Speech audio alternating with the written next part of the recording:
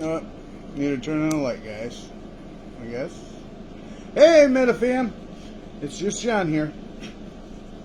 As we've been learning throughout the last couple days through Twitter, and actually, Allie just did a video on 2 letters. One letter that came back from Congress, one letter that came back from the Senate. And as we've talked about previously, and we do know, there have been a lot of investors that have been sending out letters to Congress and to the Senate. And it's nice to know that at least some of those letters are getting replies now. And that's what we're going to discuss today. Alright, Congress. The one letter that Allie was showing, which again can be read on Twitter also, is it's a letter from the House of Congress to George I always mispronounce his name, Palakarosis. Halitosis. I don't know. You know what I mean. You know the guy. Sometimes we're pissed off at him, sometimes we like him. The bottom line is, though, he needs to keep in mind that yeah, we want to see him do more, but we also are understanding that he can only do so much, at least in the public eye. He can't reply and respond as much as we want, but behind the scenes there's obviously things going on where you can tell that he's still on our side and he's still fighting for us. I know y'all, not y'all, but some of you went through this whole big thing about John Berta feeling like he wasn't an advocate. But I think most people are on the same page now that John Berta is definitely an advocate. Now, the thing about these letters that are interesting is the letter, again, was sent out, I think it was addressed to April 3rd, which was just a few days ago, to George Palakarosis. And, you know, and I know he's the CEO of MMAT, which is Metamaterials. And that letter was from Pete Sessions, a congressman of the House of Representatives. And he's also on a House committee, a House Oversight Committee for oversight and for accountability. That's actually an impressive committee. And it's the committee that we need to shake up a little bit and let them know that we're here, 65,000 MMTLP investors. That we are here, we exist, and that this issue is not resolved. And we're not going to stop until this issue is resolved. Oh, by the way, make sure you like and subscribe. Those that ain't subscribing, hit the sub button. And go ahead and hit like on the video and all the comments so that we can push this message out to more and more people. Make sure that when you're watching any MMTLP or metamaterial video that you hit like a whole bunch of times to send that message out a little bit. As you all know from Twitter and I think me mentioning on my 2 last videos, we've been getting a lot more attention. So our efforts aren't going in vain. You know, there's several people that have millions of views or millions of followers there on Twitter now that have we've gotten their attention, and they're now helping to spread the message. Everything that we're doing is making the cause grow larger and larger, and it's getting to more ears. And now it's getting to the point where, all right, let's go back to the letter, and I'll explain why this is important in a minute. All right, so Pete Sessions, good guy to get. It's a good guy to get some attention from, right? See, I actually try to keep some notes this time. He was writing to, well, the reason why he was writing to George was to enlist his help. He wants his help in assisting the U.S. Financial Committee in gathering data.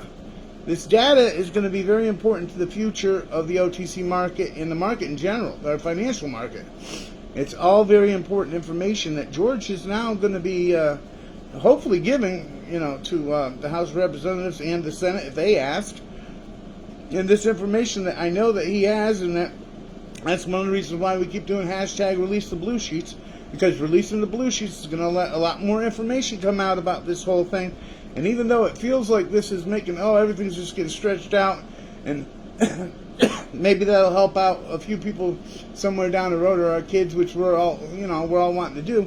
But how's that help me with MMTLP now? Well, obviously, the more people that are seeing this, the more they're realizing this has to be resolved at some point. At some point, one of these senators or congressmen, or maybe a few of them, some of them are going to be our heroes in this story. Because, again, this issue has to be resolved.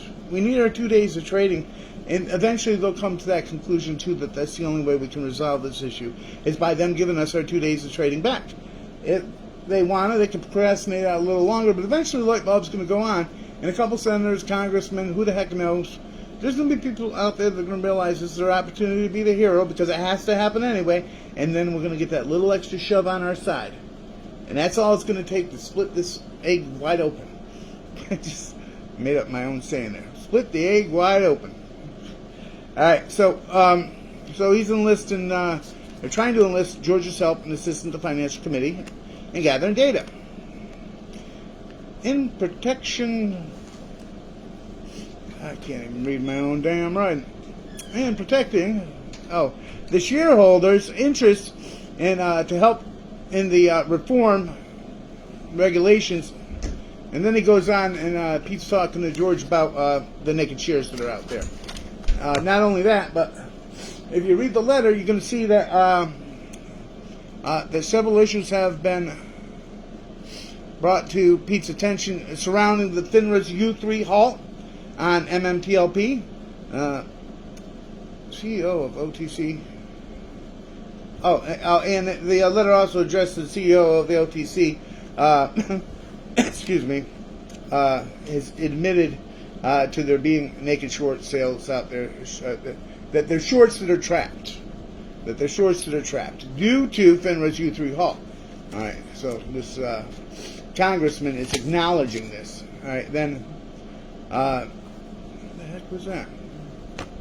Then he addressed the, then the letter went on to address MMTLP, AST, Next Rich Hydrocarbon, the 165,000 shares that are supposed to be out there, and the complete lack of transparency on FINRA's part. They addressed that too. That gets brought up. Why is that brought up in the letter? He's basically trying to tell us he knows what's going on. And that's why he now goes into talking about there's a lot of circumstantial evidence out there. Which circumstantial evidence, especially when it comes to this stuff, is absolutely valid.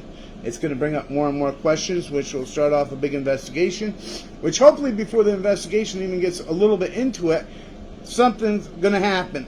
Our trade is going to open, and we're going to be able to get rid of our MMTLP. Simple as that. Hopefully at a nice big high price. And he goes on, again, talking about circumstantial evidence, and then it's mentioned a large amount of data sent to Congress by the MetaFam, basically is what it says if you break it down. In other words, the MetaFam, us guys, the investors, we've sent a large amount of data, which is the circumstantial evidence. Well, if you've been paying attention to the Twitter world and going on the Twitter calls or any of these YouTube videos on MMTLP, you'd understand that we've all been collecting this data, and we've been tweeting it. We've been sharing it amongst each other. We've been publishing it on YouTube. We've been showing you videos of it. This is all evidence. A lot of it says circumstantial evidence, but a lot of it is evidence that's piecing everything together on a very, very big puzzle. And, a lot of the stuff that's published, especially on Twitter, documents, letters, conversations. Then there's audio calls that have been done with the brokerages, which the brokerages are addressed in this letter too. All right, so that's Pete's way of saying that we know all this stuff is going on. Now we just need to, put it all together and do something with it. So that's why they're asking for George's assistance on this. Pete ends asking George for assistance and info. And that's my breakdown on that. And then actually Allie's video goes into another letter sent to one of his friends by Roger Marshall, which I guess is a senator.